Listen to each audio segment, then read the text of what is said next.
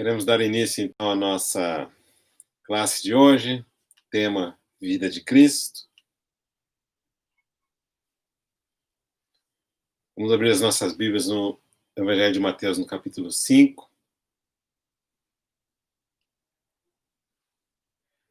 versículo 4. Mateus 5, 4. Bem-aventurados os que choram, porque serão consolados. Vamos orar. Agradecemos, Senhor, que nos tem preservado em vida, que nos tem socorrido em todas as nossas angústias, tem cuidado de nós, e nos dá mais essa oportunidade de juntos estudar a sua palavra. Abre os nossos olhos, abre o nosso entendimento, Senhor, para que nós vejamos mais do Senhor e esse ver do Senhor produza uma vida transformada na nossa vida. Oramos desde já agradecidos, em nome do Senhor Jesus. Amém. Chegamos na parte do nosso estudo em que queremos considerar, já não é a primeira vez, o Sermão do Monte, ou o Manifesto do Reino do Nosso Senhor, que foi proferido para os discípulos, aos ouvidos da multidão, depois que os 12 foram escolhidos, antes dos 12 terem sido enviados a pregar e a curar e a expulsar demônios, mostrando assim que a grande e importante parte do ministério do nosso Senhor Jesus Cristo foi formar esses homens que iriam difundir o reino de Deus, proclamar essa mensagem, seriam os instrumentos que garantiriam que entre o Senhor Jesus e uma próxima geração haveria uma continuidade, uma expansão no reino. Formação de discípulos. Grande e importante aspecto do ministério do nosso Senhor Jesus Cristo. Aos olhos da multidão, aos ouvidos da multidão, mas o foco dele era formar aquele pequeno grupo de homens que seriam como que sementeiras a partir dos quais outros homens seriam formados. Não é à toa que, ao final do Evangelho de Mateus, no capítulo 28, o Senhor dá aquele mandamento: ide, portanto, fazei discípulos de todas as nações, batizando-os em nome do Pai, do Filho e do Espírito Santo, ensinando-os a guardar todas as coisas que vos tenho ordenado.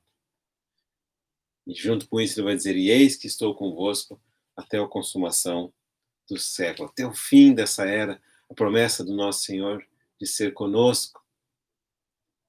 Que grande privilégio se até o fim dessa era o Senhor encontrar a mim e a você nessa tarefa maravilhosa de formar homens, ensinar pessoas, em especial ensiná-los a guardar todas as coisas que o Senhor tem ordenado. Graças a Deus por isso. Vemos que esse manifesto do reino é uma descrição do caráter do reino dos céus. E nada mais importante do que falar, fazer aquilo que se fala. E o nosso Senhor Jesus Cristo é o primeiro a fazer aquilo que ele fala.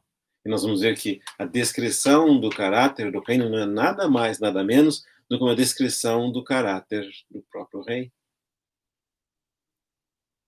Quando nós quisermos encontrar a definição para esses itens específicos aqui mencionados, especialmente entre os versículos 1 e 12, a melhor descrição para eles é olhar para o nosso Senhor Jesus Cristo. Porque no reino do nosso Senhor Jesus Cristo estará repleto de cidadãos com o mesmo caráter do Senhor. Também é importante mencionar que o reino dos céus é não somente diferente, mas em geral é o oposto do reino dos homens. Tudo aquilo que é importante nesse mundo perde a sua importância no reino dos céus. E o oposto também é verdadeiro. Tudo aquilo que é importante no reino dos céus ganha secundária no reino dos homens. Os governadores querem ser servidos, são os grandes no reino dos homens. Ao passo que alguém que quer ser grande no reino dos céus, esse seja o primeiro a servir. Interessante observar que esses caráter dos cidadãos do reino dos céus, como aqui mencionados, eles são acompanhados de uma recompensa. Ao que for humilde de espírito, a recompensa é que a ele pertence o reino dos céus. Aqueles que choram, a recompensa é que serão consolados. Aqueles que são mansos herdarão a terra. Aqueles que têm fome e sede de justiça serão fartos de justiça.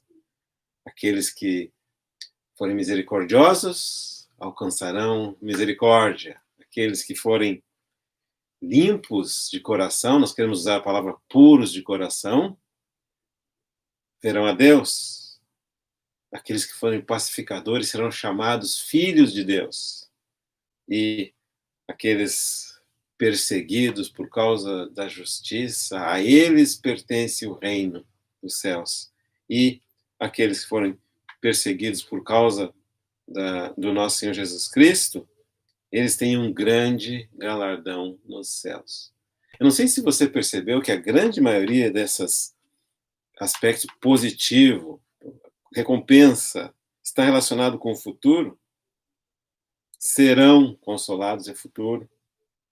Herdarão a terra é futuro. Serão fartos, futuro também. Alcançarão misericórdia, futuro também.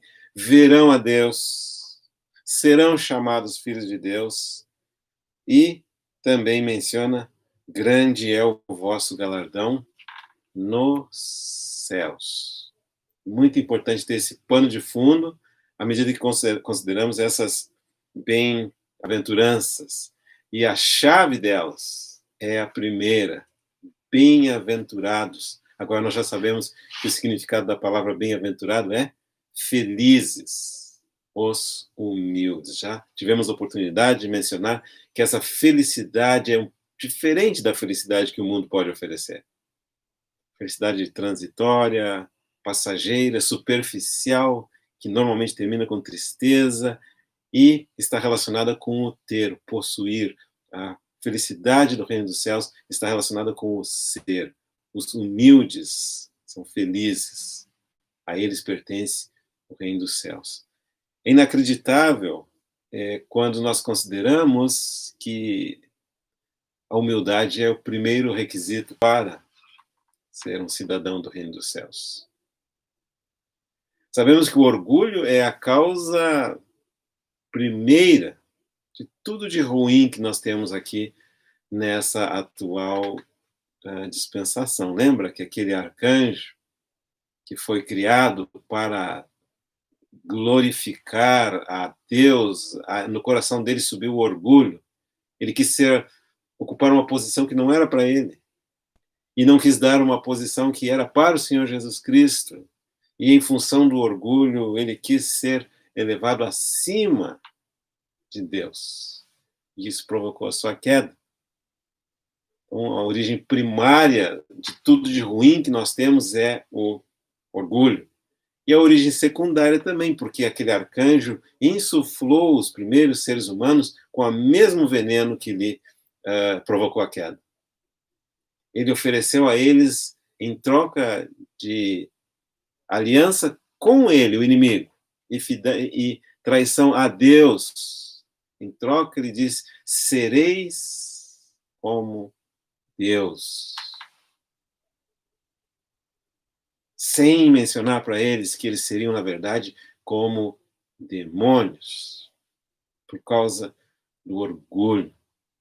Eles passariam a viver, então, dependendo da sua própria capacidade. Comeram da árvore do conhecimento do bem e do mal, na perspectiva de não precisarem depender da pessoa de Deus.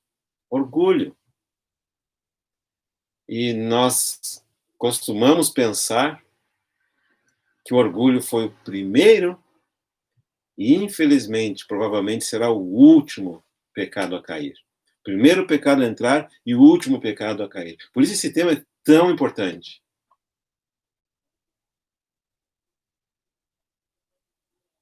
Para que não crie no nosso coração lugar para o orgulho. Principal demonstração de que nós estamos sendo tratados nessa questão do orgulho é que nós vemos na experiência do nosso Senhor Jesus Cristo como homem, em forma humana, aqui na Terra. O Senhor Jesus Cristo era um homem de oração. Buscava de Deus os recursos necessários para andar aqui na Terra. Buscava de Deus os recursos necessários para viver aqui na Terra. Dependência de Deus. Enquanto o inimigo e os seguidores do inimigo querem independência de Deus, o nosso Senhor Jesus Cristo e os seus seguidores querem dependência de Deus em humildade. Nós sabemos que somos criaturas, nós não somos os criadores, somos os filhos de Deus, não somos os pais de Deus, como o homem sem Cristo, na sua insensatez, pensa. Quantos homens querendo dar instrução para Deus, querendo discutir com Deus, se julgando mais sábios do que Deus. Tudo isso é o orgulho. E tem também aquela frase que fala, né?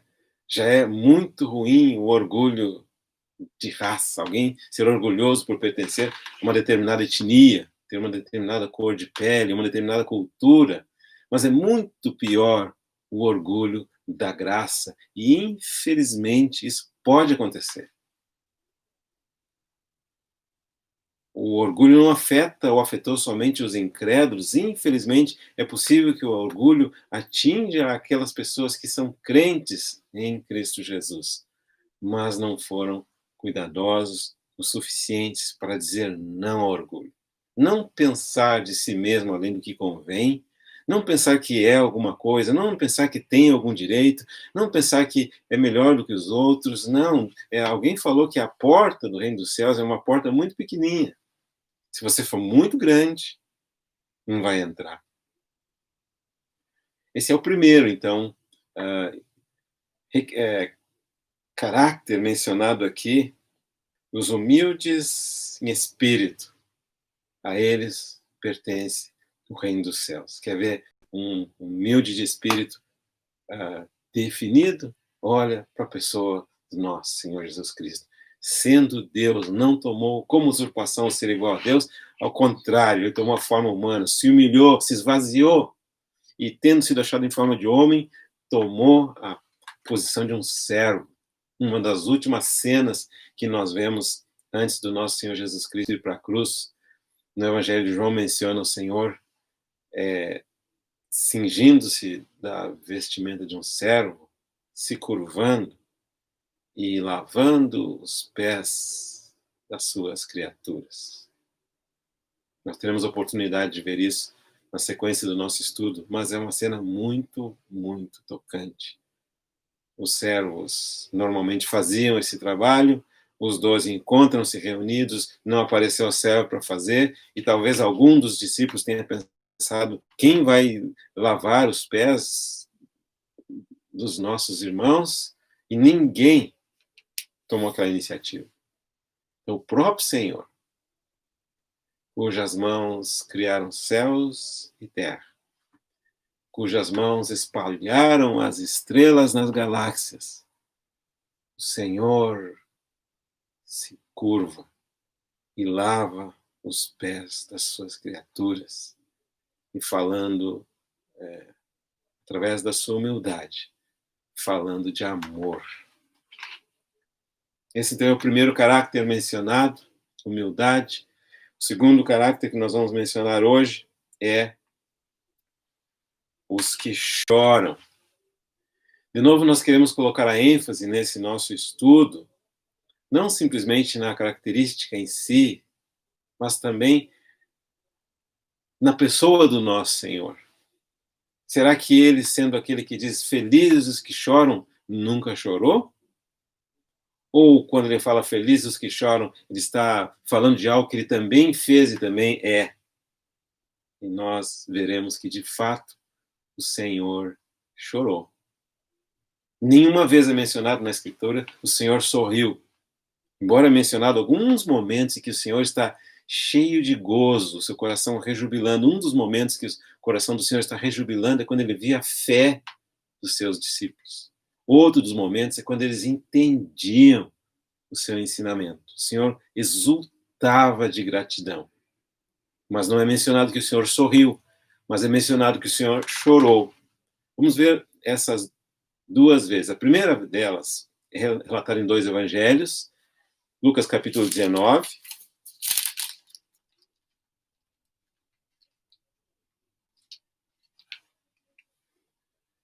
versículo 41.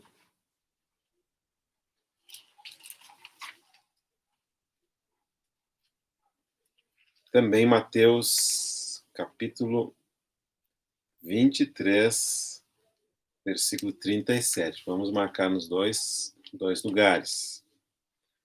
Lucas 19, 41. Quando ia chegando, vendo a cidade, chorou. E dizia: Ah, se conheceras por ti mesma, ainda hoje, o que é devido à paz.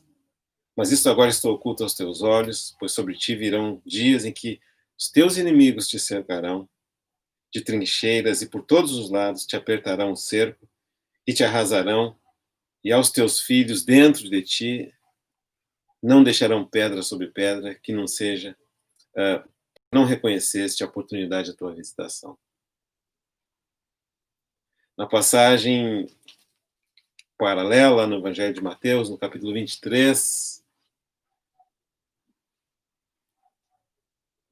Jerusalém, Jerusalém, que matas os profetas e apedrejas os que te foram enviados, quantas vezes quis eu reunir os teus filhos, como a galinha ajunta os seus pintinhos debaixo das asas, e vós não o quisestes. Eis que a vossa casa vos ficará deserta. Declaro-vos, pois, que desde agora já não me vereis, até que venhais a dizer: bendito o que vem em nome do Senhor. Então aqui nós vemos que o Senhor Jesus Cristo está chorando por Jerusalém como uma representação de Israel. O Senhor está chorando pelo povo de Deus terreno. Talvez é uma das passagens, agora é opinião pessoal, né, mais tocantes nesse evangelho, quando vemos o Senhor chorando pela sua nação. Às vezes nós temos a impressão que o nosso Deus é aqui representado pelo Senhor Jesus Cristo, que é Deus. Ele é indiferente à morte do pecador, é indiferente à cegueira do coração humano, é indiferente à rejeição. Mas quanto mais nós conhecemos a Bíblia, e principalmente o Deus da Bíblia, nós vemos que é um Deus que chora cada vez que um ímpio perece. Cada vez que alguém não entende, não logra entender o seu coração de Pai, seu coração divino, é um Deus que chora. E a segunda menção que nós temos, então, a primeira menção em Lucas, quando o Senhor chora por Jerusalém, que está prestes a rejeitá-lo, e está prestes a ser rejeitada por um período muito longo de tempo. A outra menção é no Evangelho de João, no capítulo 11, versículo 35. João 11, 35. Jesus chorou, que é conhecido como o versículo mais curto de toda a Escritura. Jesus chorou. Tem o primeiro contexto em relação a Israel, e nesse segundo contexto aqui, foi por ocasião da morte do seu amigo, Lázaro, e irmão de duas amigas, a Marta e Maria, e Lázaro, Marta e Maria, reconhecidamente representavam aquelas pessoas que amavam o Senhor Jesus, a quem também o Senhor Jesus amava. Aqui, falando, então, da igreja, o Senhor Jesus chorou por Israel, o Senhor Jesus chorou pela igreja. No caso aqui, quando a morte chegou na família do Lázaro. Primeiro ele adoeceu, depois chamaram o nosso Senhor Jesus Cristo, que seu amigo estava doente, seu amigo Lázaro. O Senhor Jesus Cristo se demorou até ir até ele. Foi uma demora proposital dentro do plano de Deus, porque o Senhor estava para fazer um milagre maior. Vamos abordar esse capítulo aqui mais tarde, em detalhe, mas agora só queremos mencionar que quando Lázaro morreu, o Senhor Jesus Cristo chegou e encontrou não somente Marta e Maria, suas familiares mais próximas, chorando, mas também alguns judeus. E diz no versículo 33, agora sim, 11:33, de João, que Jesus, vendo-a chorar, vendo a Maria chorar, e bem assim os judeus que a acompanhavam, agitou-se no seu espírito e se comoveu. Aí temos então no versículo 35, Jesus chorou. Agora presta atenção, a palavra chorar mencionada no versículo 33 e a palavra chorar mencionada no versículo 35 são distintas. Aquele chorar do versículo 33 é aquele choro profundo, alto, clamor, da mesma forma, tanto da Maria quanto dos judeus, mas no versículo 35 foi como que um derramar de lágrimas, quando as lágrimas brotam no nosso interior, e evidentemente aqui por comoção. E aqui nos é dito então que o Senhor chorou quando a viu chorar, e quando viu também aqueles judeus que a acompanhavam chorar. Ele foi tocado por essa choro da Maria e dos judeus. Tem alguns irmãos que estudaram essa porção da palavra e dizem que o Senhor não chorou em função da morte do Lázaro, porque ele sabia o que estava para fazer, a ressuscitar o Lázaro. Mas eu tenho minhas dúvidas a esse respeito. Pode ser que ele não tenha chorado só por causa da morte do Lázaro, mas eu acredito que também por causa do Lázaro, porque a pergunta que aparece é essa: por que nós precisamos morrer? Por que o Lázaro teve de morrer? Por que os Lázaros ainda têm que morrer? Por que as páginas dos nossos jornais estão repletas de notícias de morte? Por que nossos familiares têm que morrer? Por que nós temos que morrer? Não era para ser assim. Eu, em parte, acredito que o Senhor Jesus Cristo chorou, sim, por causa da morte do Lázaro. Mas tem algo mais profundo aqui. Porque o Senhor Jesus Cristo é Deus. É Deus que chora. É Deus que se identifica com o nosso sofrimento. Sabemos que quando nós vivemos nessa terra como seres humanos, a nossa vida é constituída de diferentes emoções. Tem momentos de ira, sem dúvida nenhuma. Tem momentos de tristeza, tem momentos de alegria, tem momentos de desespero, tem momentos de angústia, tem momentos de conforto. E como o Deus que assumiu a forma humana de maneira integral, o Senhor Jesus Cristo também experimentou esse chorar. Vemos aí a empatia do nosso Senhor. Se você estudasse os deuses gregos, veria que muitos deles eram deuses sem sentimentos, pelo fato de serem deuses. Mas no caso do nosso Senhor Jesus Cristo, é tão diferente. Ele experimentou 100% o que é ser homem. A nossa vida é composta de quadros, diferentes quadros. Ao longo da nossa vida, você pode olhar para trás. Tem momentos de muita alegria. Nem são muitos em geral. Tem momentos de tristeza também. Isso faz parte. Tem momentos que nós perdemos, outros momentos nós ganhamos. Alguns momentos nós abraçamos e somos abraçados, outros momentos estamos sozinhos. O Senhor Jesus Cristo passou por tudo isso. E em tudo isso ele é capaz de simpatizar com as nossas fraquezas. Ter misericórdia por causa dos nossos pecados, mas simpatizar por causa dessas coisas que nós passamos como seres humanos.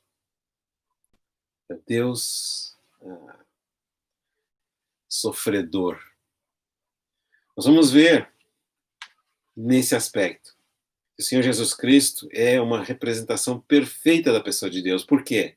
O mesmo Senhor Jesus Cristo que nos é apresentado chorando no Novo Testamento, naquelas duas ocasiões que nós mencionamos, é o mesmo Deus que nos é apresentado chorando no Antigo Testamento. Um Deus que chora. E um Deus que percebe as nossas lágrimas. Abra sua Bíblia comigo no livro de 2 Reis, capítulo 20. 2 Reis, capítulo 20, versículos 2 a 6. Então, virou Ezequias o rosto para a parede e orou ao Senhor, dizendo: Lembra-te, Senhor, peço-te, de que andei diante de ti com fidelidade, com inteireza de coração, e fiz o que era reto aos teus olhos, e chorou muitíssimo. Antes que Isaías tivesse saído da parte central da cidade, veio a ele a palavra do Senhor, dizendo: Volta-te e dize a Ezequias, príncipe do meu povo, assim diz o Senhor, Deus de Davi, teu pai, ouvi a tua oração e vi as tuas lágrimas. É impressionante. Deus, Criador dos céus e da terra, que controla o universo. Nenhuma nação se levanta ou nenhum império cai sem que o trono do céu tenha dado a permissão. Tudo ocorre de acordo com a ordem expressa do nosso Deus. Deus, Criador dos céus, Deus, Criador das terras, ouve a oração de um homem enfermo e viu a sua lágrima. Outro exemplo no livro de Jó,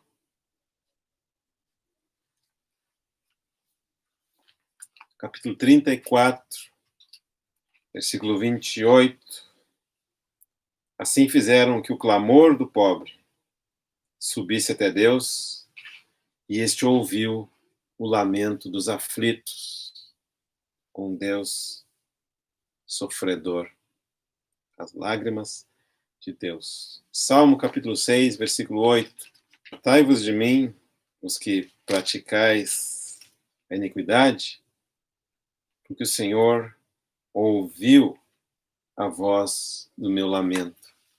Vemos então que da mesma forma que o Deus no Novo Testamento chora, o Deus do Antigo Testamento percebe as nossas lágrimas e é tocado por elas. No mesmo livro de Salmos, capítulo 9, no versículo 12, menciona: pois aquele que requer o sangue, lembra-se deles e não esquece o clamor do aflito. Salmo capítulo 34.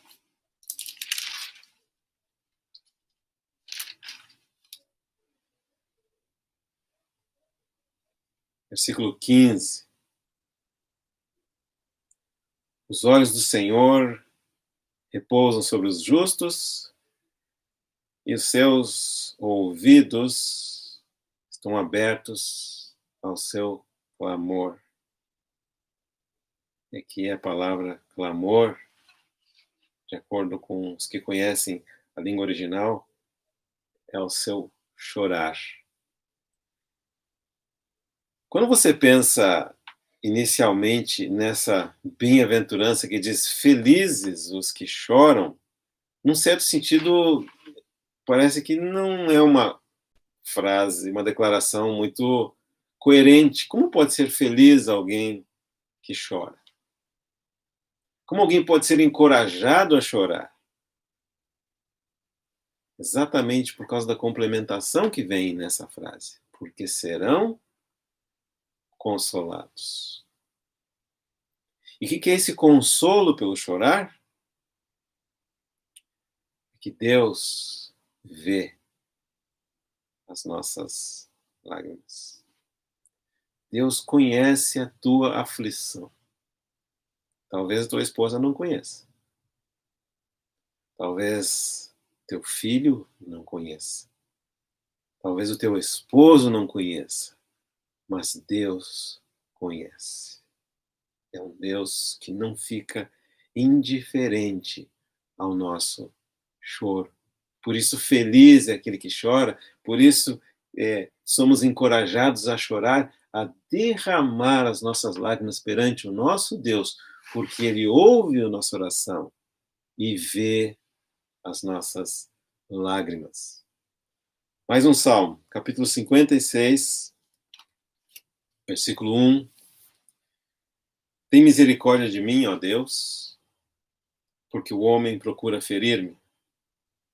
Me oprime pelejando todo dia, os que me espreitam continuamente querem ferir-me, e muitos são os que atrevidamente me combatem. Em me vindo o temor, hei de confiar em ti, em Deus, cuja palavra exalto, neste Deus ponho a minha confiança, e nada temerei. Que me pode fazer um mortal? Todo dia torcem as minhas palavras, seus pensamentos são todos contra mim para o mal, ajuntam-se, escondem-se, espionam os meus passos, como aguardando a hora de me darem cabo da vida. Dá-lhes retribuição segundo a sua iniquidade, derruba os povos, ó Deus, na tua ira. Contaste os meus passos quando sofri perseguições, recolheste as minhas lágrimas no teu odre. Não estão elas escritas no teu livro? No dia em que eu te invocar, baterão em retirada os meus inimigos. Bem sei isto, que Deus é por mim, em Deus cuja palavra eu louvo, no Senhor cuja palavra eu louvo. Neste Deus ponho a minha confiança e nada temerei. Que me pode fazer o homem? Os votos que fiz, eu os manterei. Ó Deus, render-te-ei graças, pois da morte me livraste a alma, sim, livraste da queda os meus pés, para que eu ande na presença de Deus, na luz da vida. Você deve ter percebido que quando chega no Salmo 8, tem a seguinte menção: lágrimas. Contaste os meus passos, quando sofri perseguições, recolheste as minhas lágrimas no teu odre. O que nós estamos vendo aqui?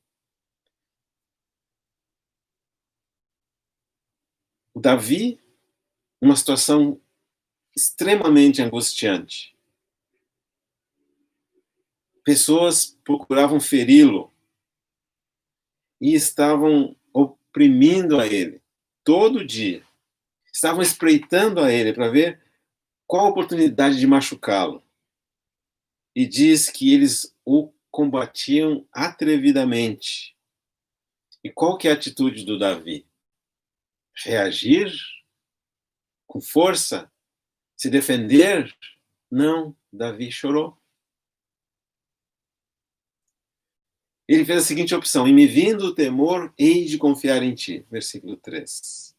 E vai dizer assim: em Deus, em cuja palavra eu exalto, nesse Deus ponho a minha confiança e nada temerei. E fica pensando: o que me pode fazer o mortal? Olha que situação ele estava. Todo dia torcem as minhas palavras. E os seus pensamentos são todos contra mim para o mal. Ajuntam-se, escondem-se, espionam os meus passos, como aguardando a hora de me darem cabo da vida. Aí Davi podia tomar essa vingança nas suas mãos? Não. Davi se humilha e coloca a situação na mão de Deus e pede: Deus, dá-lhes a retribuição. Derriba os povos, ó Deus, na tua ira. E aí ele chega a essa conclusão, que cada um dos passos que ele deu naquela trajetória de sofrimento, Deus havia contado. Olha o que diz aqui, ó.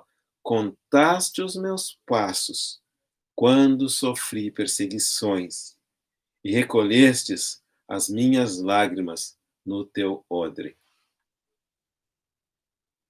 Não estão elas inscritas no teu livro? Cada uma das lágrimas. E aí ele continua a oração: no dia em que eu te invocar, baterão em retirada os meus inimigos. Eu sei que Deus é por mim, Deus cuja palavra eu louvo. No Senhor, esse Deus eu ponho minha confiança e nada temerei. Que me pode fazer o homem? E ele termina dizendo: pois da morte me livraste a alma, sim, livraste da queda os meus pés, para que eu ande na presença de Deus, na luz da vida. Vemos aqui a felicidade daquele que se humilha, que se entrega nas mãos de Deus, que confia no seu Deus, e também vemos aqui a bem-aventurança, a felicidade daquele que chora. Mas aqui tem uma coisa mais interessante que menciona o odre.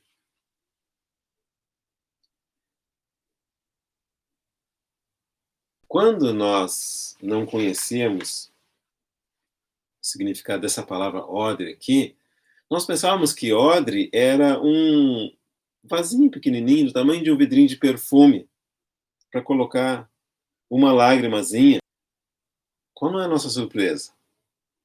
Quando nós fomos procurar o que significava essa palavra odre aqui, é a mesma palavra empregada lá no Novo Testamento para falar do odre novo e o odre velho. Era um recipiente usado para guardar vinho em grande quantidade. O que significa isso? Que Davi não estava falando de uma gotinha de lágrima.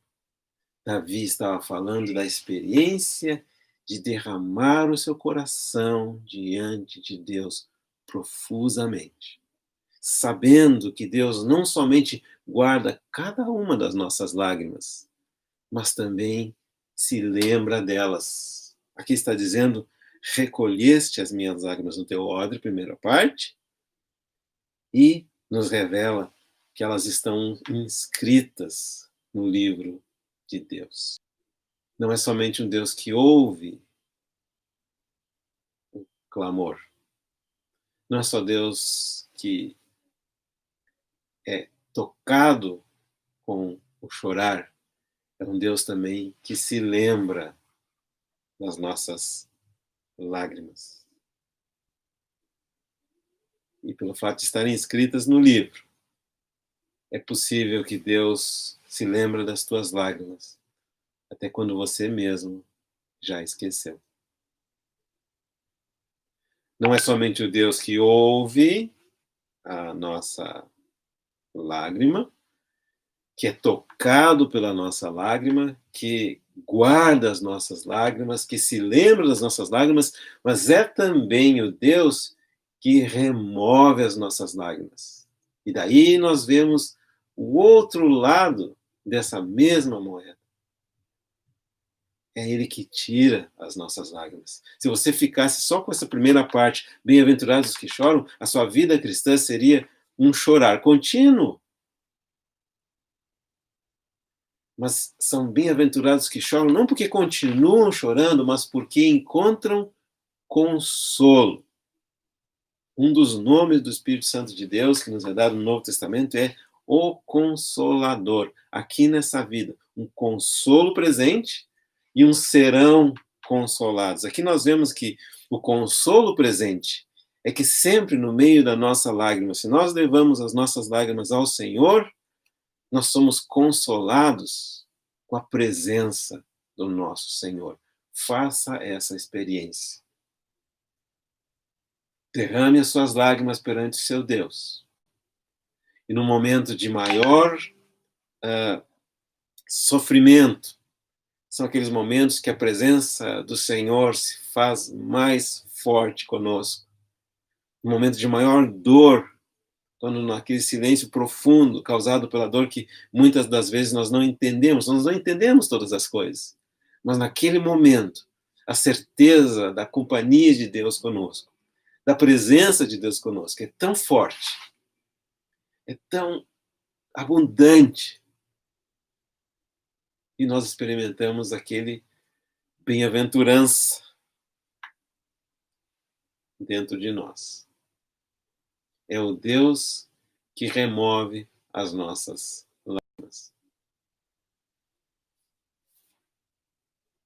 Vamos fazer um exercício mental, tendo em mente aquele quadro do Evangelho de João, que nós lemos bem no início do nosso compartilhar, quando o Senhor Jesus Cristo vê a Maria chorando e aqueles que a acompanhavam chorando também, ele é tocado por aquele chorar, e a Bíblia diz: Jesus chorou.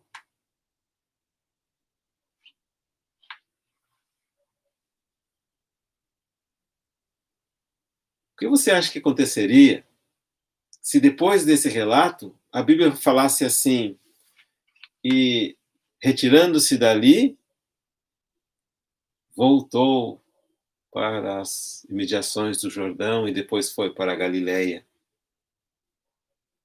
É bem possível que claro, nós sabemos que não foi assim que aconteceu, né? Mas é bem possível que se isso tivesse acontecido, talvez essa expressão, esse evento nem seria mencionado no Evangelho. Como de fato não foi mencionado em Mateus, nem Marcos, nem Lucas, somente João que escreveu, provavelmente 60 anos depois do ocorrido. Que diferente teria sido a história se Jesus tivesse chorado, se compadecido e se retirado dali. Se fosse um homem qualquer, um homem comum, esse seria o final dessa história. Mas graças a Deus nós sabemos que o final foi diferente disso, porque ali não estava um homem apenas. Ali estava Deus, homem. 100% Deus, 100% homem. E a história não terminou ali. Por quê? O Senhor Jesus Cristo não somente viu a lágrima deles, não somente foi tocado pela lágrima deles, não somente se compadeceu da lágrima deles, não somente chorou junto com eles, mas ele também removeu aquela lágrima. O Senhor Jesus Cristo devolveu a vida para o Lázaro. O Senhor Jesus Cristo anulou aquilo que fora o motivo do chorar daqueles que ali se encontravam naquele momento. E é sempre assim. Eu não sei quando virá o consolo no seu caso. Também não sei quando virá o consolo no meu caso. Mas só de pensar nessa ideia de que são bem-aventurados os que choram, porque serão consolados, sem dúvida nenhuma, enche o nosso coração de alegria.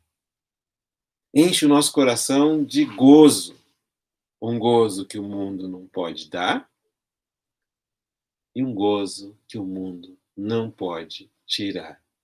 Jesus chorou. Bem-aventurados os que choram.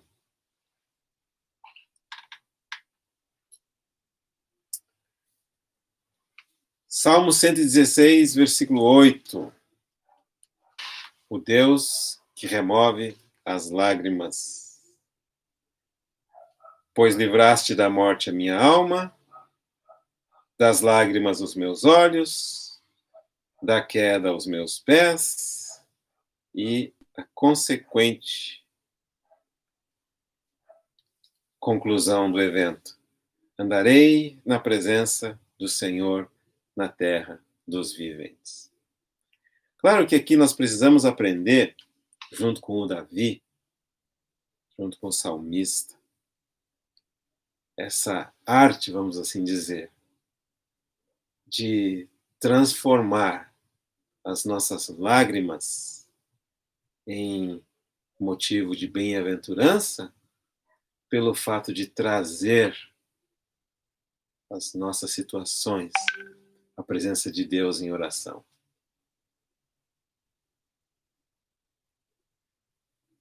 Cada vez que a vida, ou as nossas próprias falhas, ou o inimigo de Deus, ou o mundo nos levar aos pés do Senhor em oração, que nós possamos derramar as nossas lágrimas e ali desfrutar de algo mais da presença do nosso Deus. Cada motivo de dificuldade deveria ser um convite à oração.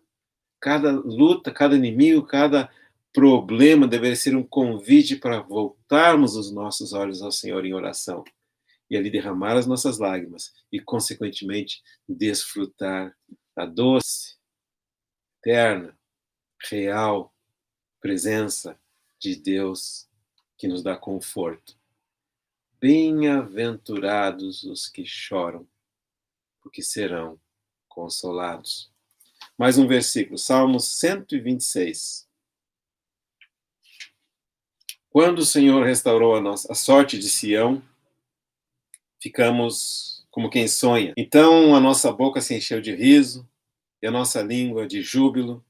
Então, entre as nações se dizia: grandes coisas o Senhor tem feito por eles. Com efeito, grandes coisas fez o Senhor por nós.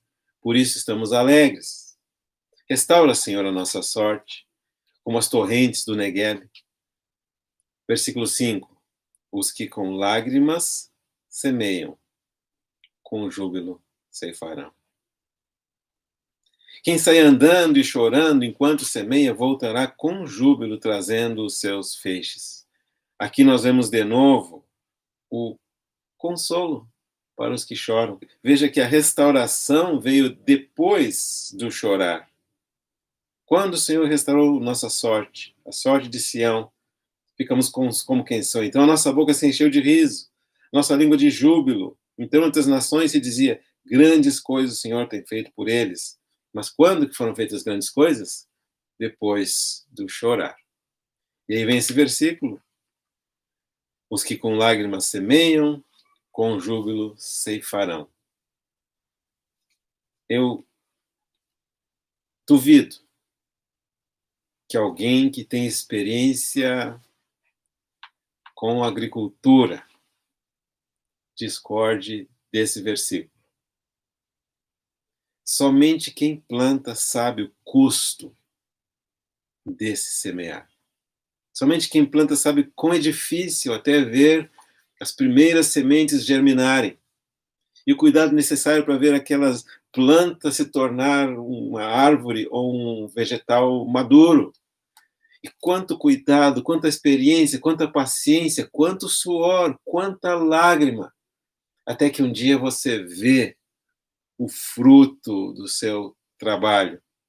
Os que com lágrimas semeiam, com júbilo ceifarão. Quem sai andando e chorando enquanto semeia, voltará com júbilo, trazendo os seus feixes. Bem-aventurados os que choram, porque serão consolados. O que nós vemos até aqui, então? Esse chorar e na presença de Deus e a consequência de felicidade resultante de ser consolado pelo próprio Deus. Mas nós temos que ir um pouco mais a fundo para entender o quão abrangente é essa bem-aventurança. Nós sabemos que estamos falando aqui do reino de Deus. Duas vezes menciona o caráter, a palavra específica, reino dos céus. E, como nós lemos no princípio, várias vezes menciona essa projeção futura. Serão consolados. Os mansos herdarão a terra. Serão fartos de justiça. Alcançarão misericórdia. Verão a Deus. Serão chamados filhos de Deus. Deles é o reino dos céus. E grande é o vosso galardão. Pode ter ocorrido a algum de vocês perguntar quando? Você já chegou nesse ponto? Quando, Senhor? Quando?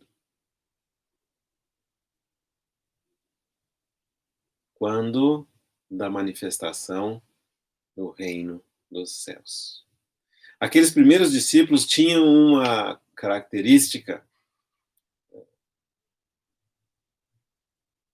equivocada, é claro, que eles nunca viram esse período de tempo que era um mistério na Escritura, para nós hoje é um mistério revelado, eles nunca viram esse período entre a primeira vinda e a segunda vinda do nosso Senhor Jesus Cristo, que era o período da igreja, que era o período da formação dos cidadãos do reino dos céus. Aqueles primeiros discípulos nunca viram.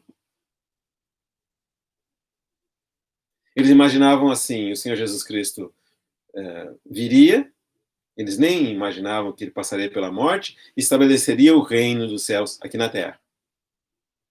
Depois que o Senhor morreu, eles tiveram um pouco mais de compreensão, o Senhor ressuscitou e falou para eles por 40 dias a respeito do reino de Deus, e eles imaginavam, então, agora sim, agora vai vir o Espírito Santo e vai ser inaugurado o reino na terra. E eles estavam equivocados, porque entre a primeira vinda do nosso Senhor, mesmo após a sua morte e ressurreição, e a segunda vinda do nosso Senhor, haveria todo esse período em que o Senhor estaria reunindo de todas as tribos, línguas, povos e nações, homens e mulheres que iriam ouvir esse chamamento para serem cidadãos do reino dos céus. E para deixar que o Espírito Santo produzisse neles esse caráter do reino dos céus. Eles não enxergavam isso. Eles imaginavam o reino dos céus só para Israel e imediatamente. Eles não sabiam que 20 séculos se passariam. Então eles estavam enganados porque eles só viam a vinda do Senhor Jesus Cristo em glória, como de fato ele virá, para estabelecer o seu reino aqui na terra, em Jerusalém, de onde a lei sairá, a palavra de Deus, a luz para as nações, o ensinamento para as nações. Lá de Jerusalém, assim como atualmente muitos vão aprender ciência lá em Israel, um dia muitos irão aprender justiça lá em Israel. Vão aprender como governar, como usar os recursos do seu governo para o bem da sua nação. Eles não sabem fazer isso. Poucas, se é que há alguma nação que saiba fazer isso. Então, um dia, esse reino viria, e eles só viam esse reino de glória. Nunca viram o reino em mistério. Esse foi o erro dos primeiros discípulos. E eu estou inclinado a pensar que o erro dos discípulos atuais é que somente viram esse reino em mistério. O reino de Deus aqui entre nós. O reino de Deus que cura a gripe, que cura a indigestão. O reino de Deus que nos ajuda agora, mas nunca viram essa expressão manifesta do reino de Deus. Você está percebendo? Os discípulos não estavam errados porque somente viram o reino em glória, os discípulos do passado, e muitos discípulos de hoje estão errados porque nunca viram o reino em glória. E, na verdade, o consolo da presença do nosso Senhor Jesus Cristo aqui ainda é um consolo em mistério. Ainda é um consolo que nós temos no nosso quarto em oração. Ainda é um conforto que nós temos com uma esperança futura. Mas um dia, todos esses futuros aqui indicam que, literalmente, o reino do céu será manifestado aqui na terra. E nesse dia virá não somente o consolo espiritual que nós temos agora por causa da presença de Deus, mas virá o consolo de ver o reino de Deus e o reino dos céus plenamente estabelecido. A justiça reinando, a misericórdia sendo praticada, a possibilidade de ver a Deus, a paz reinando, a justiça sendo o alicerce daquele reino. Abre comigo em Apocalipse no capítulo 7, versículo 9. Depois destas coisas vi, e eis grande multidão que ninguém podia numerar, de todas as nações, tribos, povos e línguas, em pé diante do trono e diante do Cordeiro. vestidos de vestiduras brancas, com palmas nas mãos, clamavam em grande voz, dizendo: ao nosso Deus que se assenta no trono e ao Cordeiro pertence a salvação. Todos os anjos estavam em pé, rodeando o trono, os anciãos e os quatro seres viventes, e ante o trono se prostraram sobre o seu rosto e adoraram a Deus, dizendo: Amém. O louvor e a glória e a sabedoria e as ações de graças e a honra e o poder e a força sejam ao nosso Deus pelos séculos dos séculos. Amém. Um dos anciãos tomou a palavra, dizendo: estes que se vestem de vestiduras brancas, quem são? E de onde vieram? Respondi-lhe: meu senhor, tu o sabes. Então ele me disse: são estes os que vêm da grande tribulação? Lavaram as suas vestiduras e as alvejaram no sangue do Cordeiro. Razão porque se acham diante do trono de Deus e o servem de dia e de noite no seu santuário, e aquele que se assenta no trono estenderá sobre eles o seu tabernáculo. Jamais terão fome, nunca mais terão sede. Não cairá sobre eles o sol, nem ardor algum, pois o Cordeiro que se encontra no meio do trono os apacentará e os guiará para as fontes da água da vida. E Deus lhes enxugará dos olhos toda a lágrima. Mais um versículo. Capítulo 21. Apocalipse, capítulo 21. Vi novo céu e nova terra. Pois o primeiro céu e a primeira terra passaram, e o mar já não existe. Vi também a cidade santa, a nova Jerusalém, que descia do céu da parte de Deus, ataviada como noiva, adornada para o seu esposo. Então ouvi grande voz vinda do trono, dizendo: eis o tabernáculo de Deus com os homens. Deus habitará com eles. Eles serão povos de Deus, e Deus mesmo estará com eles, e lhes enxugará dos olhos toda a lágrima. E a morte já não existirá. Já não haverá luto, nem pranto, porque as primeiras coisas passaram. Bem-aventurados, felizes os que choram, porque serão consolados. Vamos concluir com uma palavra de oração. Amado Senhor, como sempre, os nossos olhos estão fixados no Senhor, que é a nossa esperança, que é a nossa confiança, e que é o motivo pelo qual nós podemos dizer: que me pode fazer o homem? Podemos dizer que não tememos mal algum. Sabemos que ainda que a nossa mãe nos abandonasse, o Senhor não nos abandona. Colocamos essas palavras na sua mão, pedindo que o Senhor siga falando conosco, no nome do Senhor Jesus. Amém.